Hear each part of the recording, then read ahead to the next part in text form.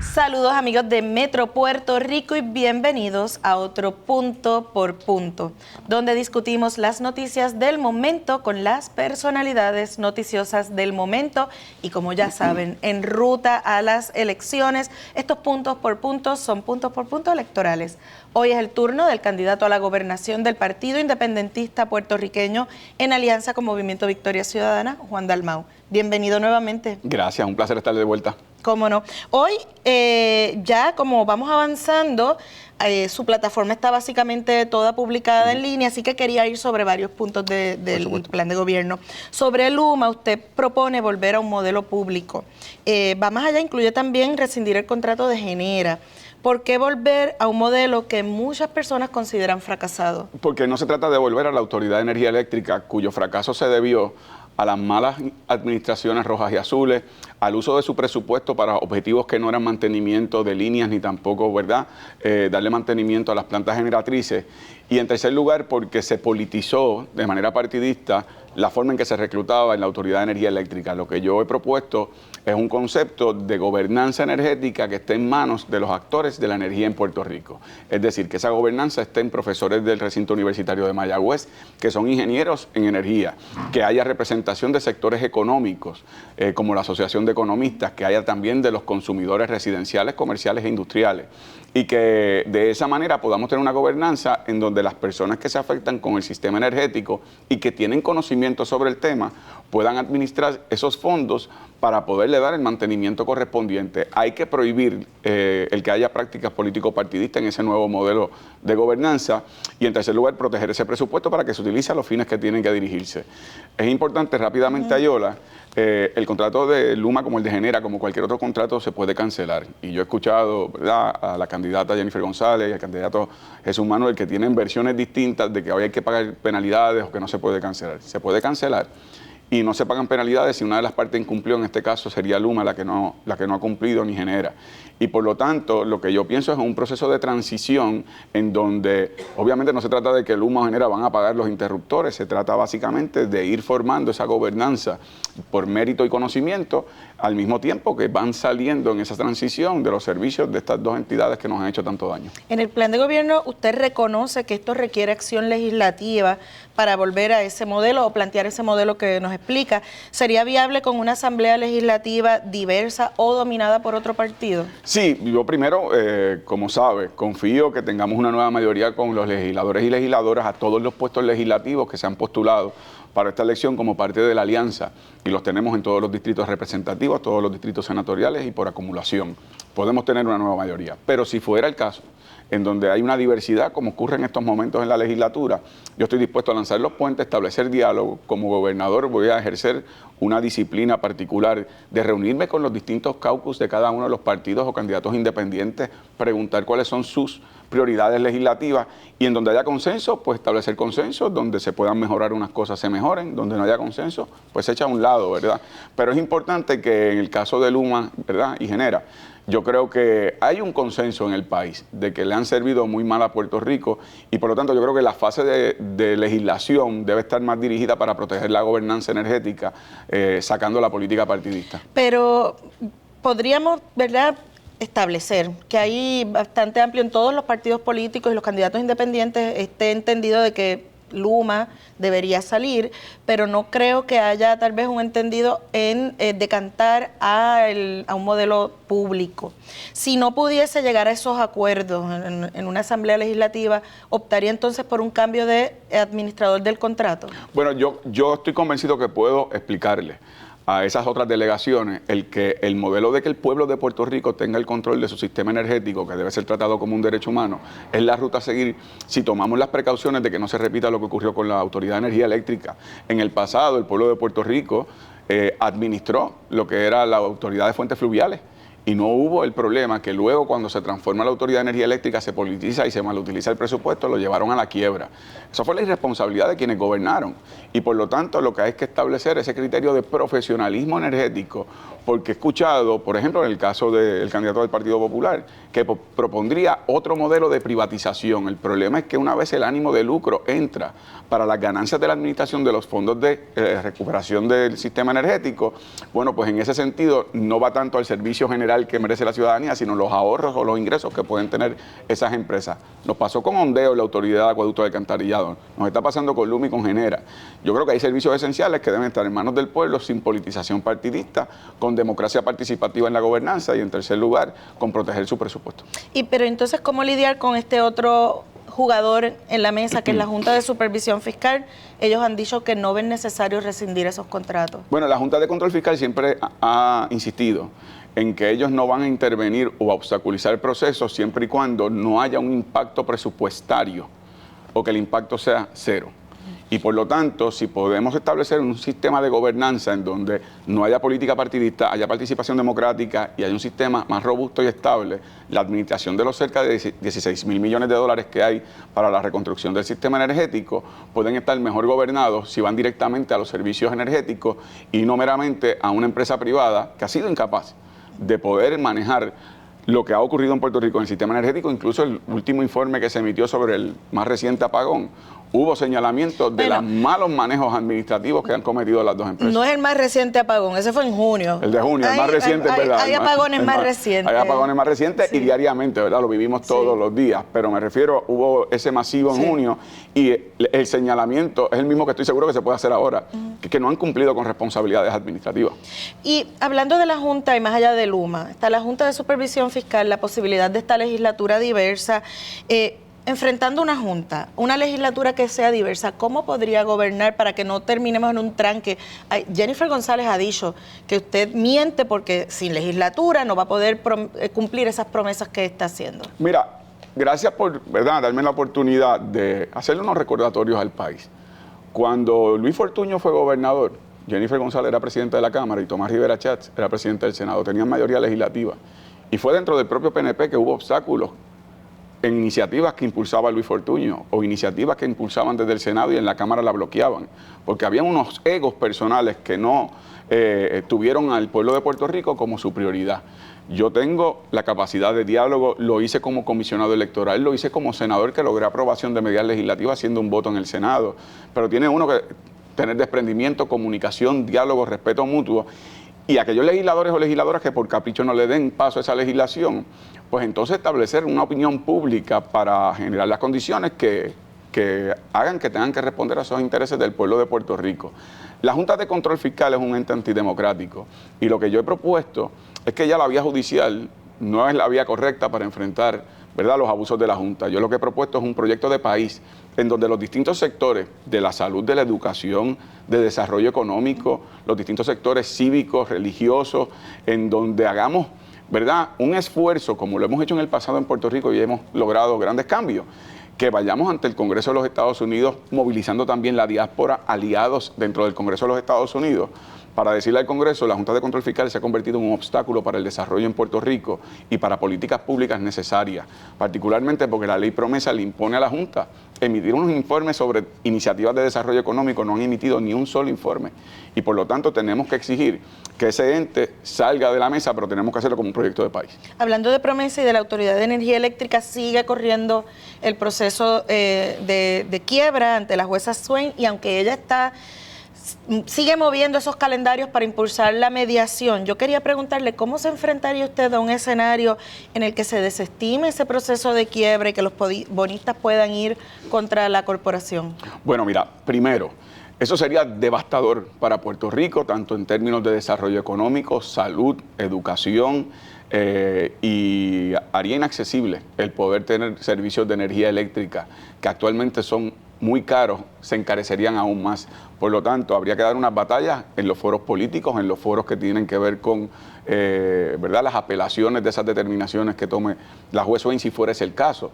Y yo creo que hay que agotar todos los foros, pero de nuevo, al final del camino la Junta de Control Fiscal fue una determinación política de un cuerpo político que es el Congreso en el ejercicio de su poder plenario. Y tenemos que hacerle entender al Congreso de los Estados Unidos que Puerto Rico tiene 17 años de contracción económica. Actualmente, el Fondo Monetario Internacional emitió un informe donde compara el decrecimiento económico de Puerto Rico a Haití. Haití es un estado colapsado y por lo tanto, comparar la situación de Puerto Rico estableciéndonos reglas que nos impongan más penalidades es inaceptable. El Congreso también tendría que actuar en conjunto con el gobierno de Puerto Rico, porque muchos de esos bonistas ya cobraron su inversión. Cobraron por lo que pagaron cada dólar de esos bonos. Lo que están buscando ahora es la parte del lucro y la ganancia a costa del sufrimiento del pueblo de Puerto Rico. Y hay que tener, ¿verdad?, ante el Congreso la comunicación correspondiente para que entiendan esa cualidad particular que está enfrentando el país. Pero mientras tanto, la Junta está ahí. En su plan de gobierno usted menciona cambiar el orden de prioridades del pago sobre la deuda. ¿Cómo haría eso si eso no es algo que está en manos del gobernador? Bueno, pero si se impulsa legislación, si se impulsan enmiendas constitucionales, si se impulsan lo que pueden ser iniciativas de nosotros como pueblo, podemos tener mecanismos que establezcan precisamente el que eso pueda ocurrir. Yo recuerdo, por ejemplo, el pasado cuatrenio yo presenté legislación para prohibirle al secretario de Hacienda hacer desembolsos con respecto al presupuesto de la Junta de Control Fiscal. Se llegó a aprobar en el Senado, no tanto así en la Cámara. Pero son iniciativas que son una expresión de gobernanza, representando la legitimidad de los electores en Puerto Rico, en donde eso llamaría la atención del Congreso de los Estados Unidos en diversas manifestaciones para poder hacerlos que actúen con respecto de nuevo a una condición única que está enfrentando el país.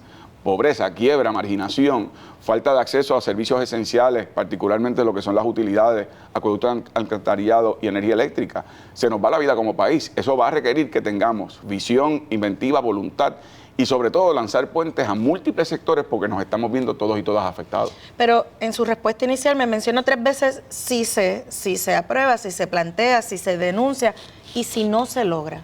Bueno, lo que pasa es que esto va a ser parte de un proceso. Lo que no se logre, se va al próximo paso, Lo que no podemos es rendirnos a la posibilidad de que aquí no se pueda hacer nada porque nos pueden decir que no. Hay que hacerlo, hay que impulsarlo, hay que crear conciencia de las condiciones adversas que enfrenta el pueblo de Puerto Rico y su precariedad. Y eso va a requerir ocupar espacios en los tribunales, ocupar espacios en el Congreso de los Estados Unidos, ocupar espacios en foros mediáticos de los Estados Unidos, impulsar que la diáspora también movilice opinión dentro de los estados donde se encuentran en los Estados Unidos. Y eso lo hemos logrado antes, Ayola. Yo recuerdo, por ejemplo, cuando ocurrió lo de Vieques y la muerte de David Sanes, decían, la Marina no se va a ir nunca de aquí, la Marina va a seguir bombardeando. Sin embargo, se fueron sumando voluntades, un gobernador estadista, el presidente del PIB en desobediencia civil, la gobernadora Sila Calderón, se sumaron esfuerzos de religiosos ambientalistas de distintos sectores de la diáspora y eso provocó que se tomaran unas determinaciones con respecto a ese asunto. O sea que usted está comparando sacar la Junta con lo que fue sacar la Marina de Vieques. Son distintas circunstancias. Lo único que puede ser comparable es que cuando nosotros los puertorriqueños y puertorriqueñas mostramos tener voluntad de hacer causa común y protegernos nosotros mismos, somos capaces de lograr lo inimaginable para otros. Y eso también ocurrió con María. La respuesta la hicimos nosotros en nuestras comunidades, organizaciones de base, y demostramos que nos teníamos en apoyos mutuos y logramos enfrentar una circunstancia que aunque murieron 5,000 personas, pudieron haber muerto muchos más si no hubiésemos tenido esa empatía y solidaridad. Usted plantea en el plan de gobierno que toda tierra agrícola que no esté dedicada a la producción deberá pagar un impuesto de lujo. ¿Estaría forzando entonces a los dueños de esos terrenos a una actividad económica específica? ¿No es una intervención excesiva del Estado, sobre todo cuando la mano de obra agrícola es un tema complicado para, por ejemplo, si uno tiene unos terrenos que pueden ser agrícolas, pero no conseguir la mano de obra para eso es complicado también? Bueno, pero muchas veces en algunos de estos terrenos se están beneficiando de subsidios agrícolas y de créditos contributivos y sin embargo no están dedicando la tierra para el cultivo. Y en esos casos, pues es una manera de que el dinero que se pueda recaudar, ya que no se está utilizando para el cultivo, primero sirva de disuasivo para que los dueños de esos terrenos puedan desarrollarlos en términos agrícolas y que tengan inversión del Estado también para poder reclutar mano de obra, etcétera. El acceso a semilla, que es un problema en estos momentos.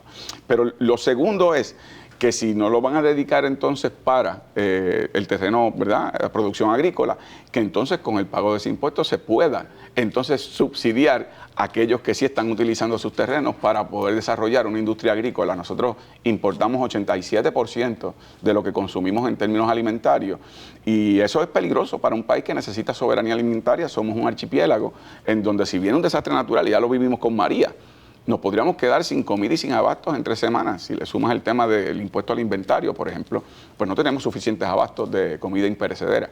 Así que estas son medidas para estimular un renglón de la economía y que los terrenos estén, ¿verdad?, dedicados a lo que es su fin, que es terrenos agrícolas, y que no se beneficien con un subterfugio de decir que son terrenos agrícolas pero no producen para la agricultura. ¿Y cuánto es un impuesto de lujo? Bueno, eso tendría que evaluarlo el Departamento de Hacienda, los equipos económicos.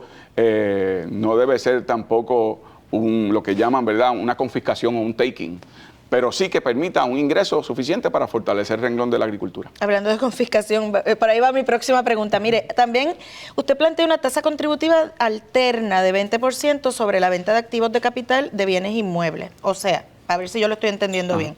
Si yo tengo una propiedad y la vendo, tendría que pagarle al Estado 20% de esa venta. ¿Eso no es un poco no, de hecho, confiscatorio? No. Primero porque las ganancias de capital le aplican a segundas, terceras, cuartas propiedades.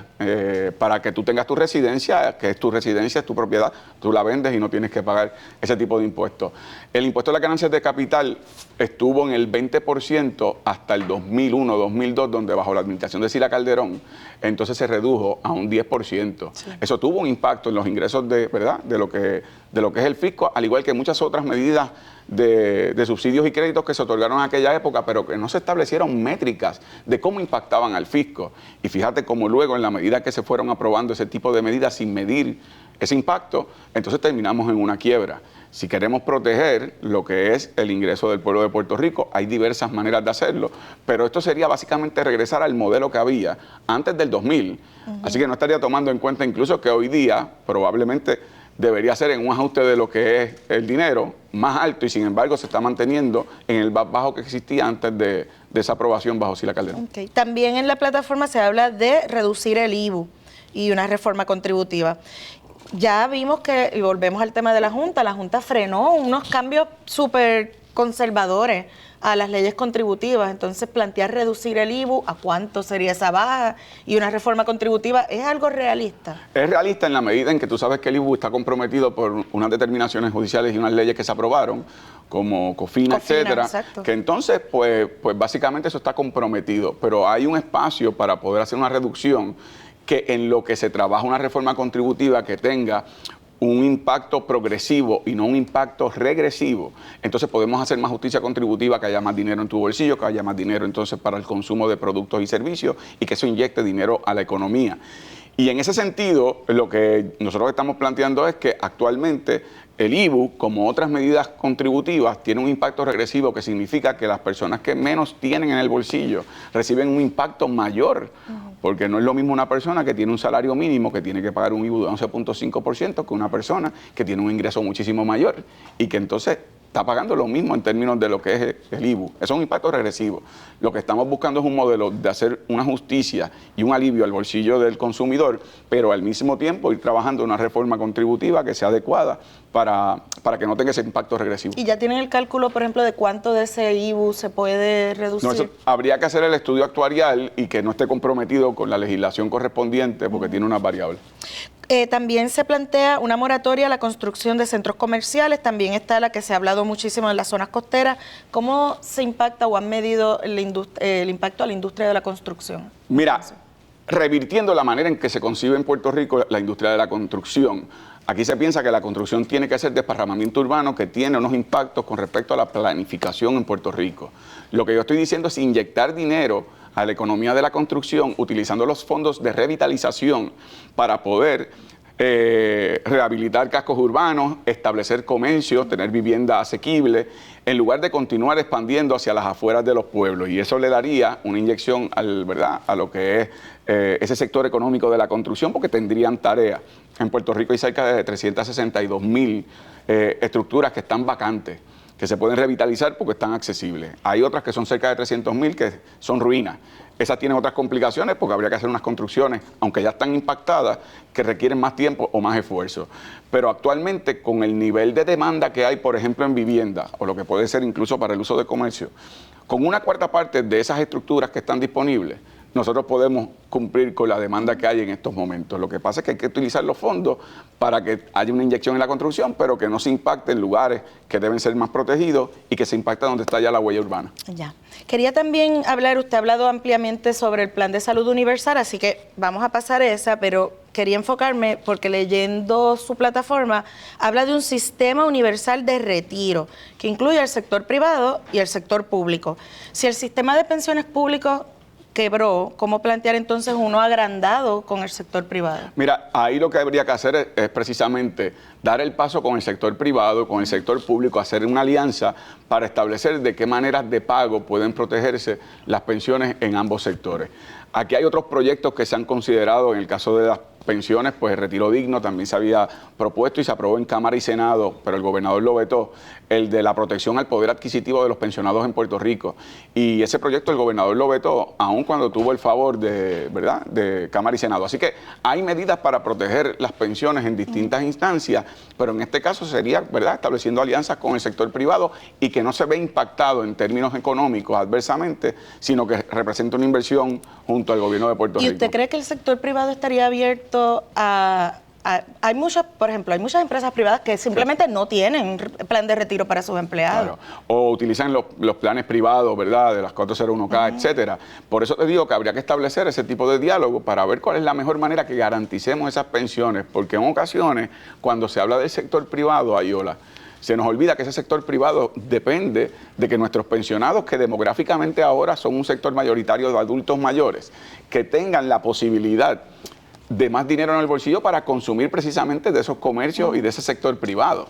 Y por lo tanto se trata de una relación simbiótica en donde mientras mejor estén en términos de calidad de vida y de ingreso a nuestros pensionados, mejor va a estar la inyección económica para ese sector privado. ¿Y usted cree que esa idea, por ejemplo, caerá bien a los oídos de la gente de Democracia es Prosperidad, ese super PAC que está apoyando lo que plantean que es libre empresa? Sí, pero yo creo que yo estoy dispuesto a dialogar también con esos sectores porque hay ocasiones que yo escucho a algunas personas hablar que si libertad económica, que si, ¿verdad?, democracia es prosperidad. Oye, pero son también industrias y empresas que se benefician de que aquí hay personas que tienen acceso a asistencia social, económica, que se benefician de fondos federales para comprar productos de algunas de esas empresas, de algunos de esos supermercados, de algunos de esos que están representados en algunos que forman parte de ese super PAC. Y por lo tanto, no es tan cierto que esto es una libertad económica de capitalismo salvaje. Lo que hay que establecer son unos balances de lo que es libre mercado, libre competencia, al mismo tiempo que hay una responsabilidad social para el pueblo de Puerto Rico. También en el debate que hubo a la gobernación se habló sobre lo que era su plan de gobierno y en el tema de las ayudas federales, que usted hizo aquella referencia sobre la lectura. Pero quisiera que me explicara detalladamente en qué consiste cuando se dice en el plan que le pedirán al gobierno federal que las ayudas en bloque no sean utilizadas únicamente para beneficios directos a las familias. Sí, mira, aquí ha habido una mezcla de elementos. Un elemento es el gobierno de Puerto Rico y lo que es las propuestas de administrar los fondos federales que se reciben, que son necesarios porque tenemos una protección, ¿verdad?, una población empobrecida. Y por lo tanto no se trata de eliminar fondos federales, no se trata de eliminar las formas en que hay unos pagos directos a las familias. Hay otro capítulo que tiene que ver con el tema de un proceso de descolonización con una asamblea de estatus y dentro de ese proceso, en la definición de independencia, en transición, se habla, como se ha hablado en el pasado por proyectos como los de Nidia Velázquez y la propia Jennifer González, de unas transferencias en bloques de fondos federales en esa transición que duraría 20 años, prorrogables a 10 años más. Y por lo tanto, como que se han mezclado los conceptos de lo que sea en su momento una determinación que tome democráticamente el pueblo de Puerto Rico sobre ese tema de la transición a la independencia y el diálogo que tengamos con el Congreso de los Estados Unidos, que es una parte fundamental en el proceso. Pero mi compromiso es precisamente garantizar que esos fondos federales que van a vivienda, que van al PAN, que van al WIC, que van a becas PL, etcétera, se protejan y que se protejan de mal uso que han hecho tanto gobiernos rojos y azules con respecto a los actos de corrupción. Pero es que esta parte yo la encontré específicamente en el área de, me parece que era el área social, y hablaba de clientelismo, de cómo sacar más la gente a trabajar. Y entonces se menciona que las ayudas en bloques que no sean utilizadas únicamente para beneficios directos. No estoy hablando del tema de estatus, sino del tema de las ayudas sociales. ¿Usted garantizaría entonces que esas ayudas que la gente recibe directamente se mantienen? Se mantienen. Ahora es importante sí decir lo siguiente. Aquí hay personas que desean trabajar.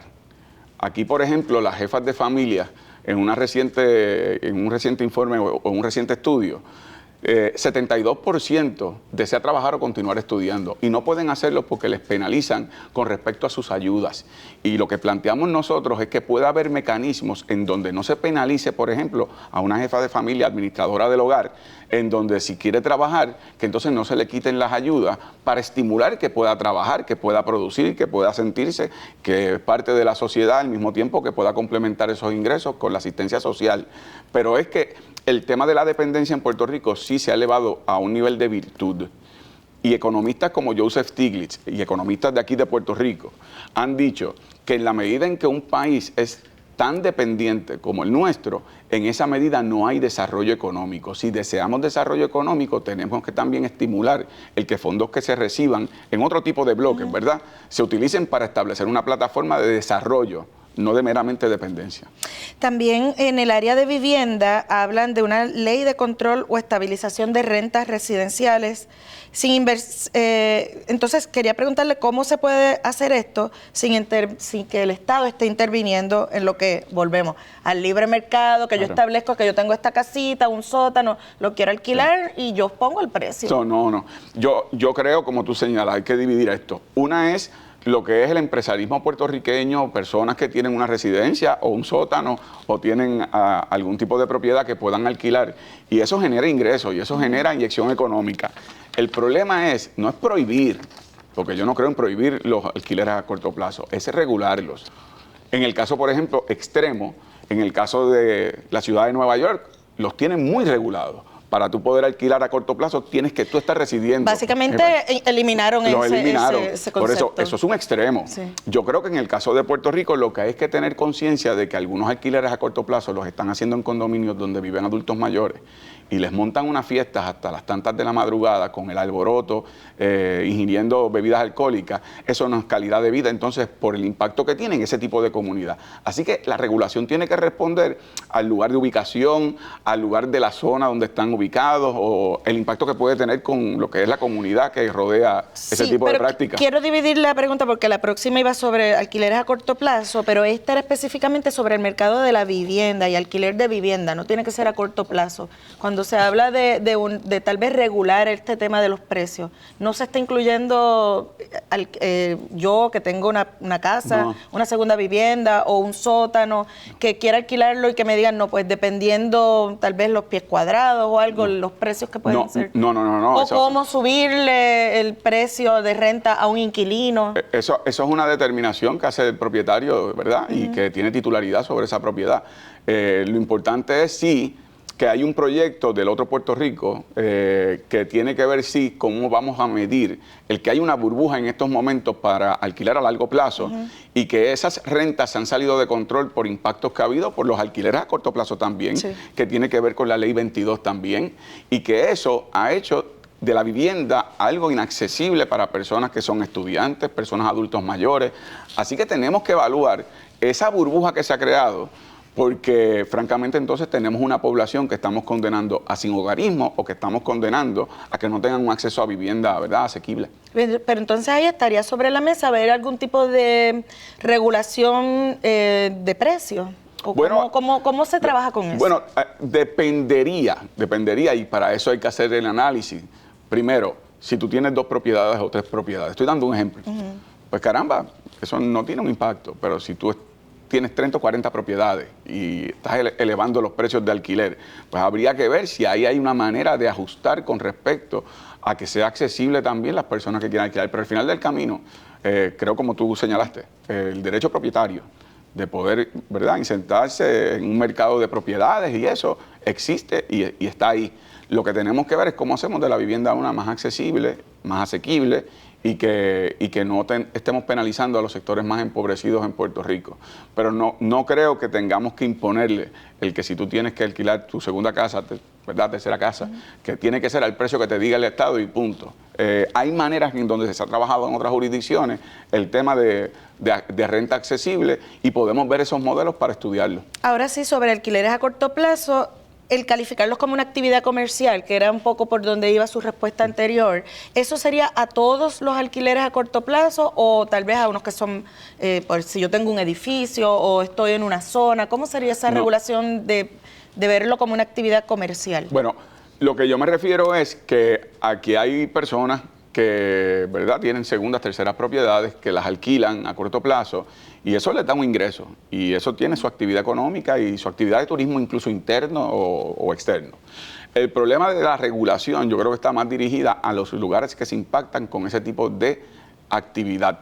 Y por lo tanto, yo creo que tenemos que medir el tipo de comunidades. No creo que el caso extremo que se está utilizando en la ciudad de Nueva York sea uno adecuado para Puerto Rico, pero sí tenemos que evaluar. En otros lugares se han regulado los alquileres a corto plazo para garantizar una convivencia social sana y de la comunidad con respecto a lo que puede ser una actividad económica, pero al mismo tiempo, por ejemplo, hay personas que han venido con la Ley 22, adquieren un edificio, emiten cartas de desahucio, y después están alquilándolo a niveles en donde el que fue desahuciado no podría ni pagar. Eso es Puerta de Tierra, por ejemplo. Por ejemplo, en el caso de ahí al lado del Falansterio y toda esa zona que ha estado impactada por eso, pero está ocurriendo en Isabel, está ocurriendo en Rincón, está ocurriendo en el área de, obviamente, en Dorado con esteroides, y está ocurriendo en otros lugares en Puerto Rico porque ha sido un sistema de privilegio contributivo por el hecho que tú seas extranjero y adquieres una propiedad en el país. No se te requiere una inyección económica definida ni una creación de empleo. Y en ese segmento también se plantea en la plataforma aumentar el room tax. Quería preguntarle si eso es solo a los alquileres a corto plazo, porque ya están pagando room tax, o a toda la industria hotelera. No, mira, eso es parte de lo que tendríamos que evaluar de acuerdo a la determinación que se haga con el alquiler a corto plazo. Y en ese sentido, pues se tendría que hacer la evaluación, dónde está ubicado, ¿verdad?, el impacto que tenga en la comunidad y que ahí se establezcan también unos precios que sean competitivos, pero al mismo tiempo que sean justos con la comunidad en general. Hay muchos temas más en esa plataforma, así que ustedes la buscan. Quiero pasar ahora a los temas de campaña y, ¿verdad?, cómo va esta carrera a la gobernación. Esas gestiones relacionadas a su candidatura que solamente usted podía hacer y que justificaron su ausencia en el Grito de Lares, ¿fue la entrevista de Residente? Así es, yo tuve una entrevista con Residente, él me llamó que coincidía con que se salía de compromisos que tenía en varios conciertos y me dijo que podríamos reunirnos, vernos, dialogar ese domingo, así que yo regresaría el lunes a Puerto Rico y yo no estuve en el Grito de Lares. Ahora bien, yo creo que se creó aquí un poco una tormenta en un vaso de agua por varias razones. Primero, el Partido Independentista estaba allí representado por la licenciada Adriana Gutiérrez, secretaria de Asuntos de la Mujer del Partido Independentista, quien dio un gran mensaje. En segundo lugar estaba el resto del liderato del partido, María Lourdes Santiago, Denis Márquez. El hecho de que yo no pude estar porque coincidió con una actividad que tenía que ver con unos apoyos, ¿verdad?, valiosos para una campaña política y para unos sectores con quienes nos estamos comunicando, entre otros. Bueno, pues se pudo delegar en otros años que he podido estar estado. Así que no veo ninguna incomodidad que haya podido producir eso dentro de lo que es el independentismo en Puerto Rico. Lo que pienso es que se quiso opacar lo que fue la participación de la licenciada Gutiérrez. Mire, volviendo a esa entrevista con Residente, en ese streaming los entrevistadores aludieron a arrestar a los corruptos.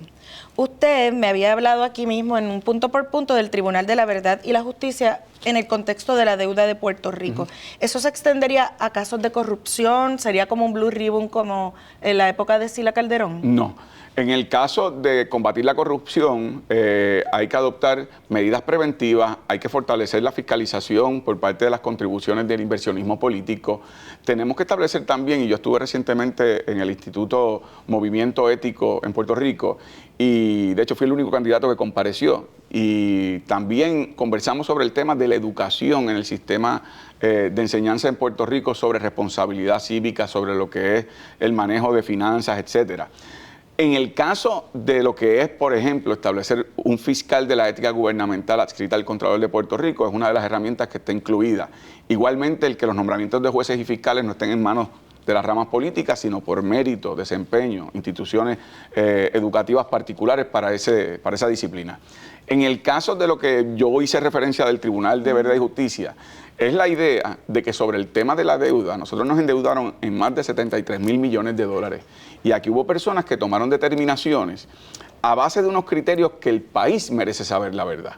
Si en ese proceso se identificara que hubo personas que violaron la ley y no han prescrito esos casos, la responsabilidad es referirlos a las agencias correspondientes. Pero no es una cacería de brujas, no es otro Blue Ribbon Committee. Es la idea de que el país sepa la verdad, primero porque merece saber, pero segundo para que no se repita. Porque, por ejemplo, aquí hay determinaciones del Tribunal Supremo de Puerto Rico que permitieron aquello que se conoce como la deuda extraconstitucional, que no está escrito en la Constitución, pero se lo inventó el Tribunal Supremo. Eso permitió que gobiernos asumieran deuda más allá de las limitaciones que contenía la Constitución. Pues tendríamos que, si hay que enmendar la Constitución, eso es uno de los elementos a evaluar, pero tenemos que saber la verdad de lo que ocurrió para que no se repitan los mismos errores en el futuro. Pero ¿se mantiene entonces ese concepto del Tribunal de Verdad y Justicia sobre la deuda? Sí, sobre la deuda, claro.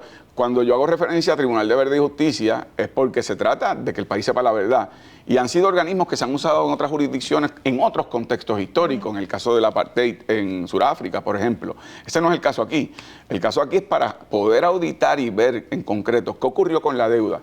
Y pueden poner el nombre que sea. La idea es que sea un cuerpo autónomo con autoridad de hacer esa investigación, de hacer los señalamientos, de presentar informes y sugerencias de acción para evitar que esto vuelva a ocurrir. Y volviendo a esa entrevista, allí, no usted, ¿no? Los entrevistadores caracterizaron a los otros políticos, y no voy a usar la palabra, pero ¿verdad? Como cabras grandes en referencia a su contrincante femenina en la carrera por la gobernación. ¿Usted se siente cómodo con esas caracterizaciones? Mira, francamente, yo he participado en cerca de 30 podcasts. Cada podcast tiene una personalidad distinta y utilizan distintos temas, adjetivos, énfasis. Yo no uso ese lenguaje y no creo que abona, ¿verdad? Pero cada entrevistador dentro de lo que es este sistema un ecosistema de podcast, pues tiene su manera de manejarlo. Yo me ciño a mi mensaje, a hablarle al público, y yo respondo por mis expresiones. ¿Y cómo usted se siente con el estribillo de muerte al PNP? Mira, por ejemplo, quienes han seguido, y yo no digo que soy un experto, los temas del género urbano, saben que esa es una expresión que se utiliza para salir de un problema o salir de una circunstancia o salir de personas que hacen daño. Y por lo tanto creo que se ha querido utilizar como si fuera un significado literal. De lo que se trata es básicamente de que sean derrotados en las urnas por el daño que han hecho en términos administrativos el pueblo de Puerto Rico. Y creo que quienes lo han utilizado también en lo que es esa jerga que se utiliza a un grupo que ellos se le dirigen, que son grupos de personas más jóvenes y que son los hijos y las hijas de la crisis, que nacieron, la generación de mi hija de 18 años, de mi hijo de 21 años, lo que han vivido es crisis desde que nacieron. Quiebra, pobreza, falta de recursos, falta de oportunidades, desmantelamiento del sistema educativo de la universidad. Así que yo creo que de ahí es que viene eso.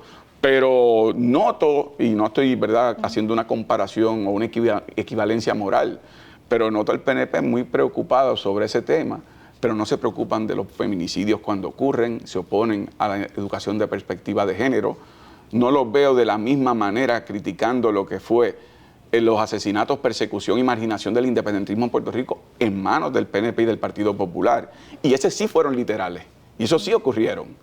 Así que yo creo que también aquí, a semanas de la elección, van a tratar de utilizar cualquier cosa para tratar de desviar la atención. Yo creo que lo más importante es, más allá de la guerra de los billboards, más allá de las palabras de los podcasts, es que ha sufrido el país en manos del Partido Popular y del PNP. Y cómo fueron cómplices tanto Jennifer González como Jesús Manuel en esas administraciones que nos llevaron a las circunstancias que estamos ahora. Ese debe ser el tema. En la campaña también se le ha señalado que bajo su Secretaría General en el PIB fueron multados por faltas de políticas de hostigamiento sexual. ¿Cuál sería su compromiso en manejar el tema de la mujer cuando el PIB pues ha tenido controversias históricas? Desde los tiempos de Marta Font se le ha señalado que sí había un ambiente machista. Antes de estas multas, pues hubo los señalamientos de hostigamiento laboral, que es otro tema. ¿Cómo usted va a manejar eso? Mira, la Procuradora de la Mujer archivó todos los planteamientos que se habían hecho por parte del PNP, siendo una procuradora de la mujer nombrada por el PNP. Los únicos señalamientos fueron el tema de 2 protocolos y terminamos aprobando 3. Uno que no exige la ley, pero que tiene que ver con el manejo de un ambiente seguro dentro de las estructuras y actividades del Partido Independentista. Ahora bien, esto para mí es un proceso también de aprendizaje y de humildad personal. Y uno puede tener compromiso y empatía, pero todos los días aprendes cada vez más. Y mi compromiso siempre ha sido en defensa de los derechos de la mujer, de sus espacios seguros. Tú sabes, porque se hizo público, que yo intervine físicamente para detener la agresión de una mujer en una playa en Vieques y que yo era senador en aquel momento. Y fui al tribunal y vi de primera mano cómo no se siguieron los protocolos.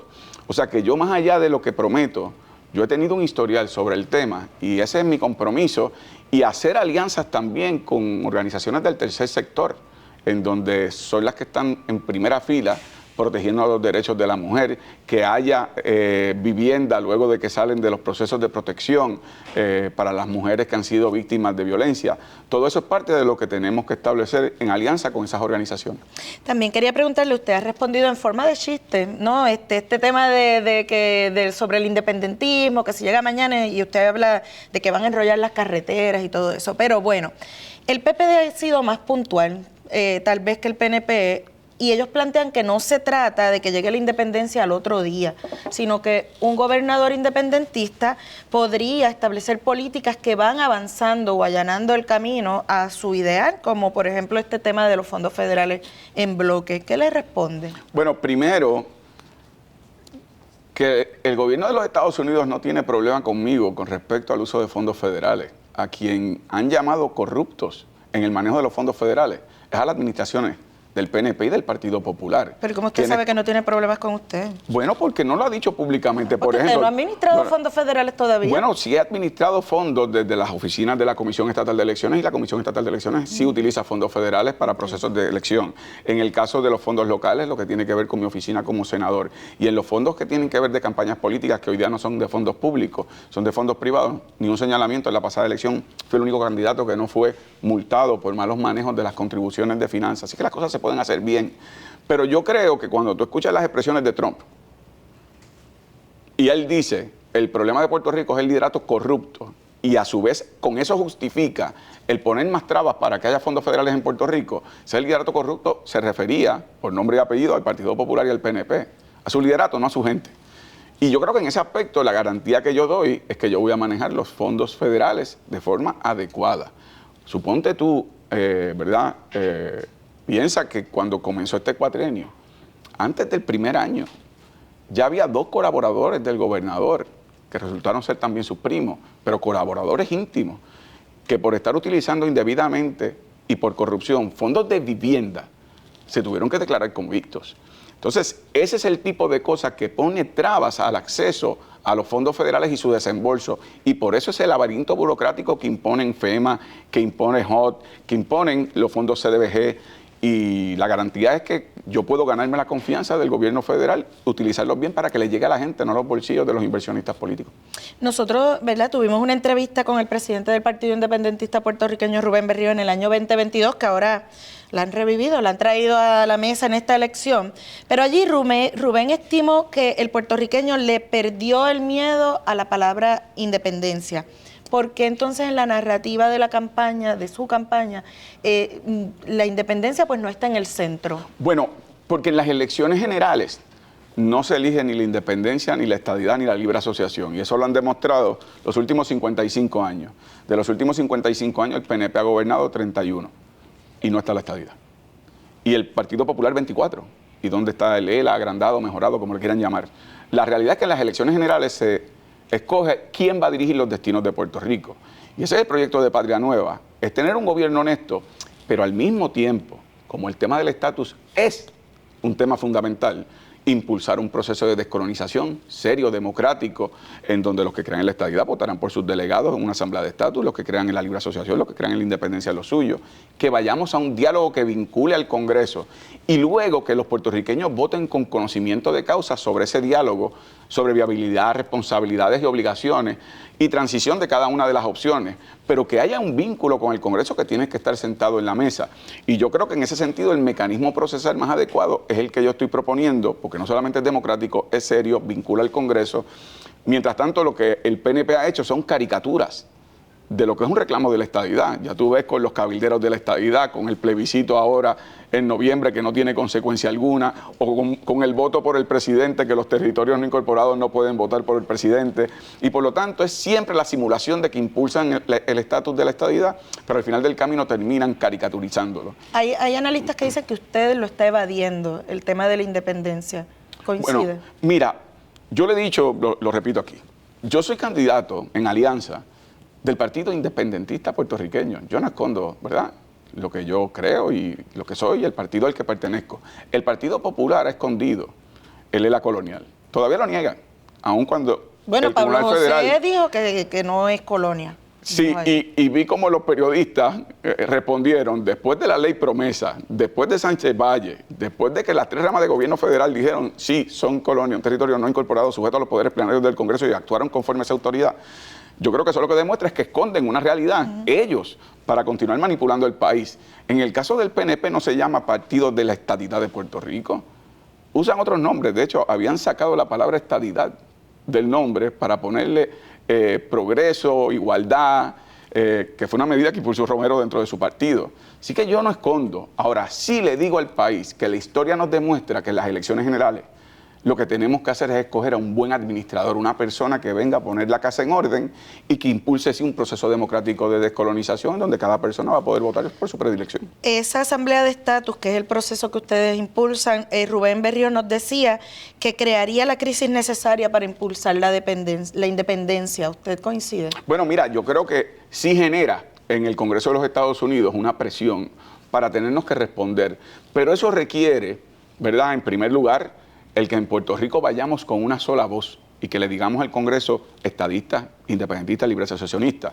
Nosotros diferimos en cuál debe ser la opción final de estatus, pero en lo que estamos de acuerdo en representación del pueblo de Puerto Rico, democráticamente electos como delegados, es que llegó el momento que ustedes respondan viabilidad, responsabilidades, obligaciones y transición, para que el pueblo entonces escoja con conocimiento de causa. Y por lo tanto, en ese proceso, los que creen en la independencia defenderán su opción, y en ese proceso yo la defenderé, como los estadistas van a defender la suya y los de la libre asociación. Así que ese va a ser el proceso, y que luego los puertorriqueños elijan democráticamente. Por eso es que yo creo que es un instrumento adecuado que tiene que estar complementado con iniciativas en la diáspora y que tiene que estar también complementado con comparecencias en medios de los Estados Unidos para elevar el tema de Puerto Rico de lo que es la colonia más antigua del mundo. Mencionaba hace un rato a Donald Trump.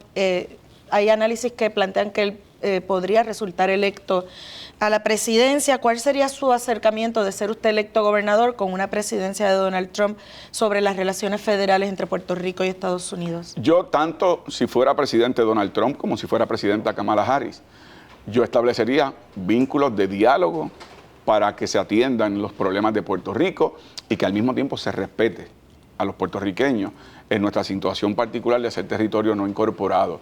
Y establecería ese diálogo como lo he establecido en el pasado en el Congreso con republicanos, con demócratas, en varias reuniones de las cuales hemos tenido también conversaciones usted y yo. Así que yo creo que lo que hay que tener es la apertura de que uno va de igual a igual. Y cuando uno va en representación del pueblo de Puerto Rico, no puede ir con el lomo doblado, la mano extendida, como vemos que hace a veces el liderato del PNP o el liderato del Partido Popular. Recordarás una vista pública donde un congresista le dijo al gobernador: es que ustedes siempre vienen aquí a pedir limosna. Y eso lo que demuestra es que no respetan a ese liderato, y con una gobernación mía, la idea es que respeten al pueblo de Puerto Rico en apertura de diálogo. ¿Usted cree que Donald Trump puede respetar? No usted, a cualquier otro eso es parte líder político. Eso es parte del proceso de diálogo, ¿verdad? Si uno va con la dignidad de que uno representa al pueblo de Puerto Rico y se da a respetar con seriedad, con colaboración, con diálogo, pienso que se establecería ese intento. Al final del camino él decidirá, pero nosotros tenemos también enormes aliados. Si hubiese resistencia de Donald Trump, tanto en el Partido Republicano como en el Demócrata, me refiero a nosotros, el pueblo de Puerto Rico, en donde podríamos impulsar unas agendas que sean para el bienestar del pueblo de Puerto Rico. Creo que en eso, por ejemplo, una campeona ha sido la congresista Nidia Velázquez. Y recientemente también las expresiones de Steny Hoyer, congresista también allá en el Congreso de los Estados Unidos, donde decía precisamente lo que acabamos de hablar. El estatus de Puerto Rico no se altera por la persona que salga electa como gobernador de Puerto Rico. Y en ambos casos, era una respuesta también a la falsificación de lo que había estado diciendo el liderato del Partido Popular y del PNP, que si yo salgo gobernador, yo puedo unilateralmente alterar las condiciones de las relaciones federales con Puerto Rico. Y para salir electo gobernador, bueno, viene ese 5 de noviembre y hay muchos cuestionamientos sobre la Comisión Estatal de Elecciones, el voto por correo, no acaban de salir esos sobres, salen duplicados, que si hay funcionarios, que si no hay funcionarios, que si las máquinas funcionan, y uno lee en las redes sociales cada vez más frecuentes esos comentarios que la gente dice, no, se van a robar las elecciones. ¿Usted cree que eso podría pasar? Bueno, yo creo que el precio de la transparencia es la eterna vigilancia. Creo que a nosotros de manera inmediata, nosotros me refiero a la Alianza y a quienes representan al Partido Independentista, al Movimiento Victoria Ciudadana, el Proyecto Dignidad también, el Partido Popular, el PNP, establecer criterios de transparencia en lo que queda de cara a las elecciones, tener los equipos de los funcionarios de colegio, nosotros estamos dando adiestramiento, al igual que lo está haciendo Victoria Ciudadana, el poder hacer esos adiestramientos y reclutar personas que estén esos días en las mesas electorales. Pero creo que aquí el problema de fondo es un código electoral que se diseñó a la medida de un solo partido político y por lo tanto mi compromiso es, una vez electo, impulsar que haya una nueva gobernanza electoral en Puerto Rico en donde todas las partes participen con las manos sobre la mesa y que haya una mutua fiscalización en los distintos procesos que se dan en la Comisión Estatal de Elecciones para que no sea un partido político el que domine todo el andamiaje, sino que pueda haber pesos y contrapesos de los distintos actores electorales. Juan Dalmau, gracias por estar nuevamente con nosotros acá en Punto por Punto. Siempre un placer. Ustedes, amigos de Metro Puerto Rico, los invito a que se mantengan conectados a todas nuestras plataformas digitales.